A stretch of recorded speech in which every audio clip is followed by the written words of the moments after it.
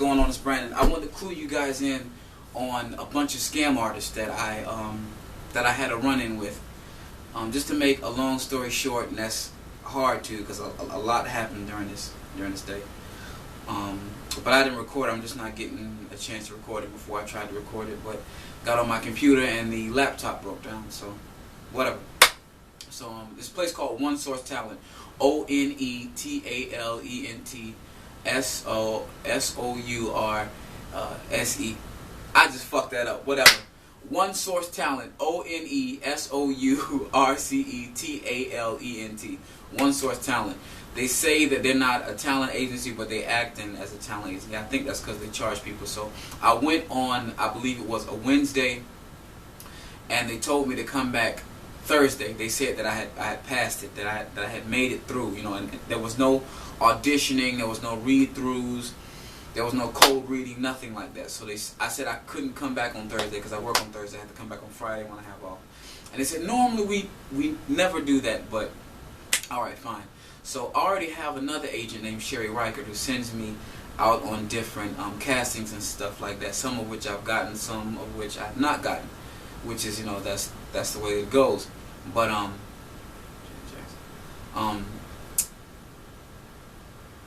I went back, but Sherry, this woman I'm telling you about, she sent me on a number of different casting calls.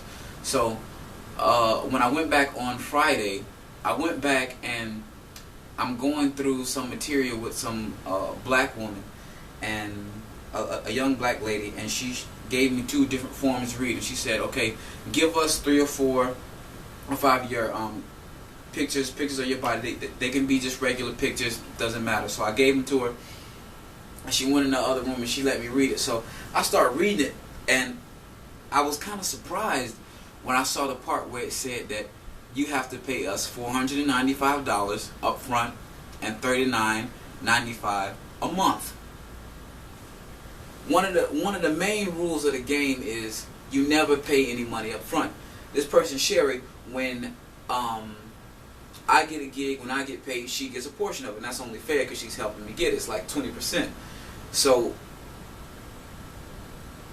the more she was talking to me, the more irritated I became. I looked at her feet. Her feet were ashy as can be. How you gonna be working at an agency and you look busted down and broke down? You look fake. Her weave was askew. It's like my eyes were being opened. I just didn't see stars in my eyes. I looked on the wall. The walls had marks on them, and they had pictures of different people that they were representing. And when they represented you, they printed your information on a piece of paper. It wasn't even on the appropriate type of picture paper that they're supposed to use. I mean, everything. I just started looking, and there was a hole in the wall, and the glass table was dirty, and the computer wasn't even hooked up. You know, some real I'm trying to stop cursing. Some real nigga shit. I was like, what is this? So I had spoken with this woman in her early 30s. She was, I forget her name, I think her name was Susan Kong. And she was the one who had interviewed me, and I said I was gung-ho and ready to go. So this black girl is trying to, you know, go back and forth with me, talking about, well, we got clients, we got clients, we got clients. When I'm talking about paying, and one thing they kept saying is, no, you have to invest in yourself and show us how serious you are and be dedicated. You mean dedicated with my money? Bitch, I ain't crazy. I am not crazy. I'm trying not to be foul-mouthed, but whatever. She was playing on my intelligence, and she kept talking about clients, clients, clients. I said, what clients are you talking about? And she said, well, we can get you on burn notice.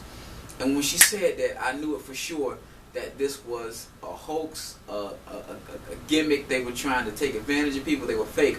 Because this other woman I'm telling you about, Sherry, has sent a number of people to go to burn notice. They were telling me about the dreads. They weren't really feeling that, but they asked me to come back, this, that, and the other. The mustache, facial hair, take it off. They want you to pretend like you're a SWAT team, this, that, the other.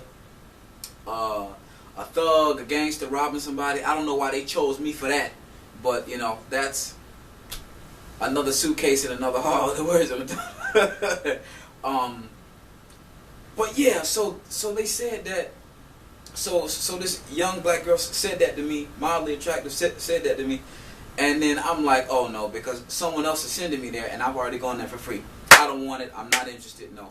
So I start packing up my stuff, and then the woman who interviewed me, that day is Friday, the woman who interviewed me on Wednesday, Susan Kong, the one who's running the place, comes to me. Imagine this very slim, she looks like she's half Asian, half white American, with her hair in a bun, said, hey listen, she told me that you, and she was all smiles and stuff, the other. She said she told me that you weren't really sure of what was going on with what you were supposed to pay. I said, yes, in the meeting we had before, I don't remember hearing you say that. I would have known that because I don't have that kind of money to be shelling out. That's where I'm trying to get to. And she said, well, I told everybody else, I don't know, what's wrong with your hearing. And I because they paid on the Thursday, supposedly, when I wasn't there. And I said, well, there's nothing wrong with my hearing. This looks like a gimmick to me. I may be a lot of things, but dumb ain't one of them. Why would I pay you all that money to send me somewhere that I'm already going? I have excellent hearing. I have a functioning brain too. I'm not crazy. So, we going back and forth, and then she kept, talking out the side of her mouth, trying to get slick. I say, look, mama, I'm not finna go back and forth with you. Stop playing with me. And once the nigga came out, and then she's like, oh, well, you can just get out of my office. I say, bitch, fuck you, and the bitch you fucking came out of. Now I'm mad as hell. So I walk out of the office, and there is this white woman and her little white child right there, and I'm still calling this chick, you dumbass bitch. You think I'm crazy. Bitch, can you hear me, bitch? So I left, and I walked out to the elevator. Then I push the button, and I'm waiting for the elevator to come. And while this white mother and a white child walk out there and, pour them, I'm like, hey, don't go with her. This is a hoax. She's trying to take advantage of you. She's trying to take your money. You do not have to pay up front. That's one of the main rules again. And not her. Those slanted eyes of hers got real big. And she was all like, hey, yo, hey. Yeah, because the jig was up. Not me, but I mean, you get it. The jig was up. That's inappropriate. And I was letting her know what was up. And she was like, no, get the fuck out of here. Now I'm there and she's there. I said, bitch, how fucking dare you try to take advantage of people's dreams, people's aspirations, people's goals, people coming to you for your help, and you're just stepping on them like that. And she said, oh no, I know the fuck you think. I say, bitch, I'm fucking talking to you. And then we was there. And she said, okay, I'm finna call the police. I said, bitch, call the police. This is America. I can speak my mind. And she walked into the office, and we going there. Da-da! I gotta give it to her. She was yelling for a minute, but then she lost her voice, and she sounded like she was about to start crying. I said, I got your ass. Call the police, call the police. I said, yeah. I pointed at her secretary, her broke down secretary. And I said, yeah, call the police. Call them. Call the police right now. So when we went back to the door, I mean, as we were going in, back in before she said to call the police, you already know, once a black person hits nigga mode, then it's like people start looking like, oh shit, cause I was there, I was livid. This chick, and the walls were paper thin. This was, that's a rhyme. This building, I was on the 4th floor, and imagine like a kind of broke down industrial buildings for a bunch of different small businesses that haven't gotten up off the ground yet. They're trying to get there, but they need something that's really economical. There's a really off-base gym that was on the 1st floor, and it was very humble. This was in Hollandale Beach, Florida, which is kind of in between Miami and Broward. I believe that's more Broward than Miami. So I went there, and she said, call the police. And the white lady said, yeah, we'll call the police. I said, good, call the police. Call them. So she said to call the police, and she pushed me. And I said, bitch, don't you ever put your damn hands on me. And she kept because we yelling back and forth. And she pushed me again, and then I moved her hand off of me because she pushed me.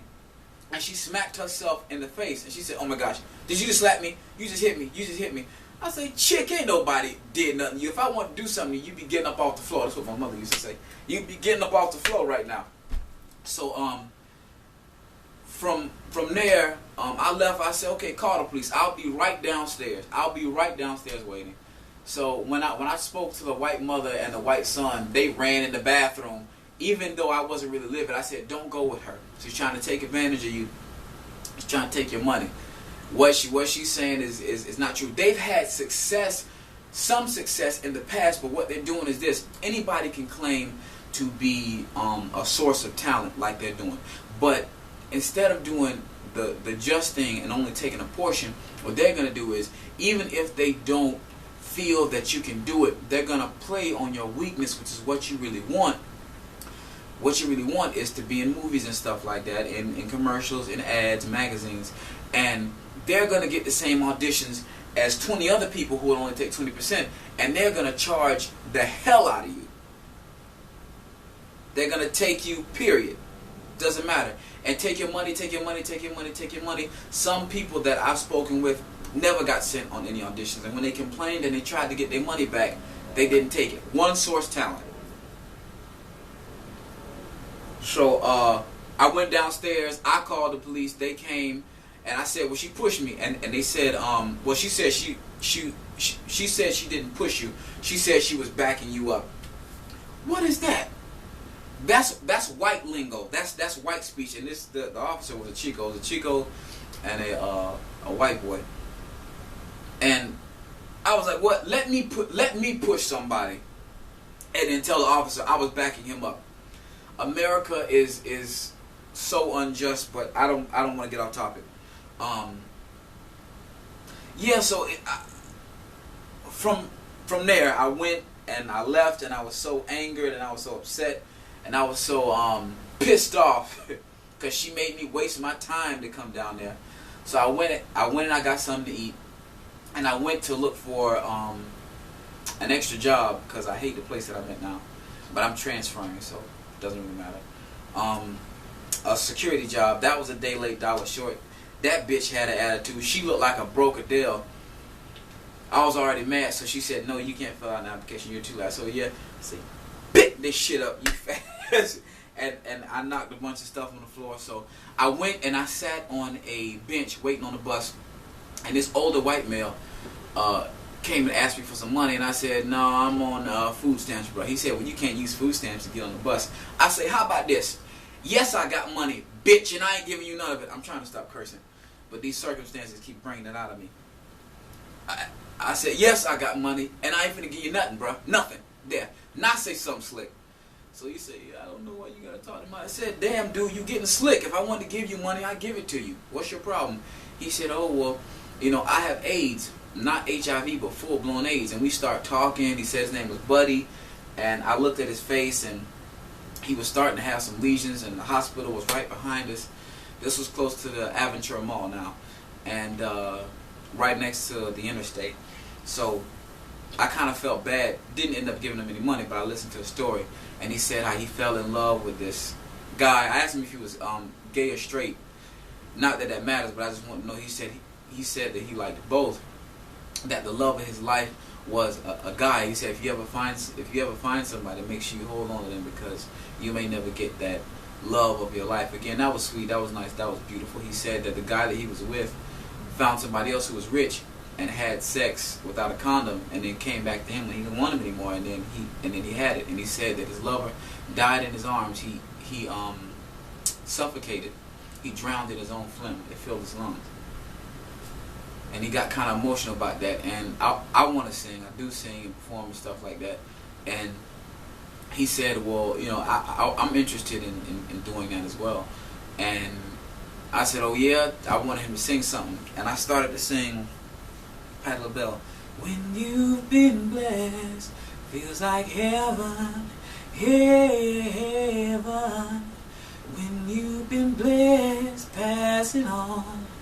And he took that, no teeth in his mouth now, messed up it, and he sang, man. That dude got off. I said, "What in the world?" But then the bus came, and I said, "God bless you." And I was working on singing, coming up with something for him. But I was shocked. You never know. So I got on the bus. I went to the Aventura Mall. I went in a This is my first time there. I wanted to go there ever since I found out that Michael Jackson had went there a few years back. I went upstairs to the movie theater. I was looking for a music place. They didn't have a music place. How do you not have a music store in one of the greatest malls in America? And that's what the United States has said. It's like top 20, and it's really extravagant. They have a movie theater on the 3rd floor. That's crazy. So I'm looking around, seeing some some pews. I'm seeing some people that I like, but I went to a Zales because I was having a bad day, and I said, let me try on a Movado watch, because that's something that I've always wanted, and one day I'll have one. So I tried it on. These 2 older white women, like in their damn 70s, start flirting with me, talking about, hey, how you doing? And I'm thinking they just trying to get me to buy something. So I said that I don't have any money. I'm just trying to watch on. This is just a thing, the law of attraction. They said, oh no, that's fine. And then one of them touched my hand. I say, Mama, listen, you're very nice, but please don't go there. And then they tried to offer me a job. That's far from where I live. They offered me a job at Zales. I told my mother this. My mother said, boy, you better get on that job, get that discount. She said, forget that. She's thinking about the jewelry. But love you, Ma. That was funny. But that's too far, and maybe if it was closer, I'd take it. But if a lot of it is based on commission, I'm not gonna do it. If you're gonna get paid a fair base price and then commission, I'd take it. But that's too far anyway. I have enough trouble getting to where I'm trying to get, public transportation or something else. So yeah. So I ended up leaving, and I came home. And on my way home, I got something to eat. Chick had an attitude. It's these people in Miami. I had somebody from New York tell me, people from Miami are so damn rude, so rude. And coming from New York, that's saying something, because they say you can make it there, you can make it anywhere. But anyway, I digress. And I was walking here, and one of my neighbors said, yo, come here. So I'm like, I'm in a rush. He said, no, come here. So I start talking to him. He said, yo, what's up, man? How you doing? This black dude, he kind of looked like Usher and Floyd Mayweather mixed in together. So I'm like, what's up, bro? What's going on? He said, yeah, man, I just want to see what's up. My girl was telling me that she saw you. And I'm like, who's this girl? And he described her. She's short, she's Hispanic and black, she's kind of chubby. I said, oh yeah, I seen her on my way to work before.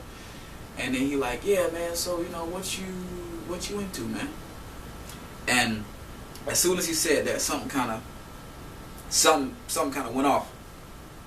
Well, I say, I'm into music, poetry, acting, dancing, doing that whole scene I'm into.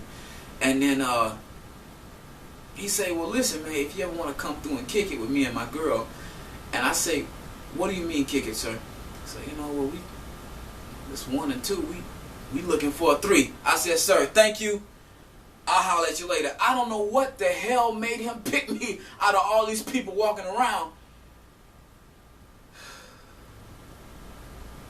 How do you randomly ask somebody a question like that? It's not like we at like a club. How do you randomly come up to somebody and ask them something like that? That's like one time I was pumping gas, and I had this black dude with this good-looking Spanish chick come up to me and say, hey, listen, man. And I can tell by how he's acting, like this is a big, rough, tough, mean-looking nigga. He look like he black and Spanish, coming up to me humbly. Listen, I know it sounds kind of strange, kind of weird, kind of off base, but I'm trying to get a job. Can I get some of your urine, man? Can I get some of your piss? I said, no, bro. Because if you need to get my urine, then that means that you're doing drugs, and I don't agree with that. No. And I wanted to help a brother out, but I said, no, bro. How do you come to somebody, ask them for their piss? Or ask them for their saliva? Or anything else that I'm not going to get into. But it was a crazy day. Do not go. Well, I can't tell you do not go, because they can say that's some legal term that I can't think of. But One Source Talent, from my dealings with them, was a scam. No, I'm going to say it. Don't go with them. This is America. Do not go with them. One Source Talent is a scam. You never pay any money up front. Never pay. I don't care if it's an agent, an agency, or if it's a manager. If they really believe in your talent and they're going to get you places, they get paid when you get paid. If they see that they're going to work their butts off for you, if they see that, then they're going to be pushing and grinding just as hard as you are, because they want their money and they want the success. Okay? Do not go with them. One love, y'all. Peace. Connect.